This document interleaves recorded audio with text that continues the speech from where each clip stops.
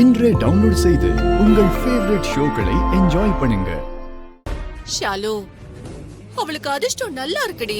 நீ ஒன்னும் கவலைப்படாதடி. தயவு செஞ்சு புரிஞ்சுக்கோ. அவங்க ரெண்டு பேருக்கும் நிச்சயதார்த்தம் நடந்துருச்சுமா. நாளைக்கு கல்யாணமும் நடந்து முடிஞ்சிடும்.